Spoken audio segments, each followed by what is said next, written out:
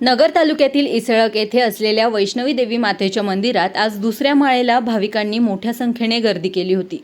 श्री क्षेत्र वैष्णवी देवी ही नवसाला पावणारी असल्यामुळे अहमदनगर जिल्ह्यातील एक जागृत देवस्थान म्हणून देखील या मंदिराची ख्याती आहे। ज्या काही मनोकामना इच्छा देवीकडे व्यक्त केल्या तर त्या पूर्ण होतात अशी येथील भक्तांची श्रद्धा आहे। त्यामुळे या ठिकाणी भाविक भक्तांची मोठी वर्दळ असते। नवरात्रीमध्ये नवस फेडण्यासाठी मोठ्या संख्येने भक्तगण देवीच्या दर्शनासाठी येत असतात। आज दुसरी माळ असल्यामुळे पंचक्रोशीतील भाविकांनी दर्शनासाठी मोठी गर्दी केली होती।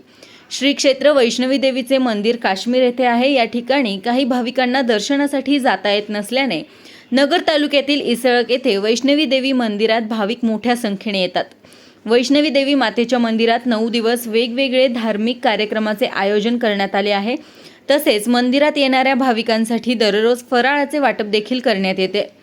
वैष्णवी देवी मातेचा मंदिर परिसर हिरवाईने नटलेला असल्यामुळे या ठिकाणी भाविक भक्तांना येण्यासाठी आकर्षित करतोय।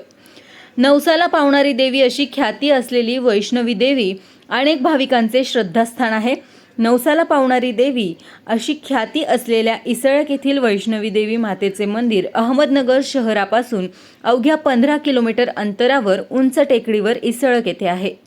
वैष्णवी माता देवस्थान ट्रस्ट रामनगरी इसलक, इस मंदिर का निर्माण रामदास टांगल ने किया और एक कोठन टेकड़ी पर निर्मित वैष्णव माता दरबार लगा हुआ है। आज नवचंडी यज्ञ चालू है।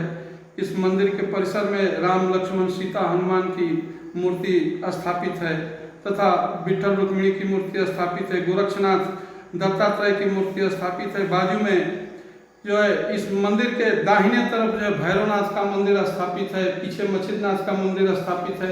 ये सब मंदिर जो है काशी के ब्राह्मणों द्वारा जो है मूर्ति का स्थापना किया गया। इसके अध्यक्ष रामदास टांगल हैं जो आज नवचंडी यज्ञ का समारोह किए हैं। आकर के भक्तों से निवेदन है कि यहाँ नवचंडी यज्ञ का जो है और फरहार नीचे जो है 9 दिवस फरहार वाटप होता है। इसका आकर के आनंद लें। जय